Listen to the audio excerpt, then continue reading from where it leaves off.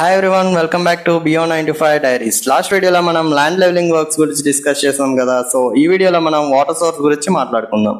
So water source అంటే మనందరికీ గుర్తొచ్చేది మన ల్యాండ్కి దగ్గరలో ఏదైనా వాటర్ బాడీస్ లైక్ స్పాండ్స్ కానీ కెనాల్స్ కానీ అవైలబిలిటీ ఉందేమో చూస్తాం.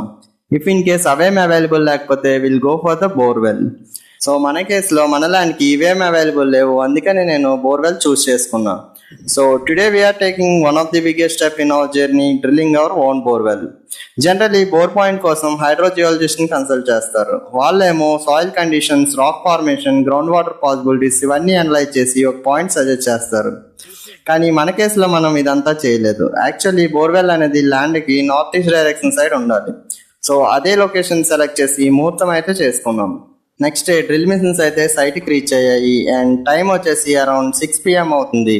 ఇప్పుడైతే డ్రిల్లింగ్ చేయడం స్టార్ట్ చేసాం and after some time 90 feet దగ్గర అయితే వాటర్ స్ట్రైక్ అయింది. అలా డ్రిల్ కంటిన్యూ చేస్తూ 200 feet వరకు అయితే డ్రిల్ చేసాం. ఇప్పుడు టైం వచ్చేసి 8 PM అవుతుంది. డ్రిల్లింగ్ అయితే కంప్లీట్ చేసాం.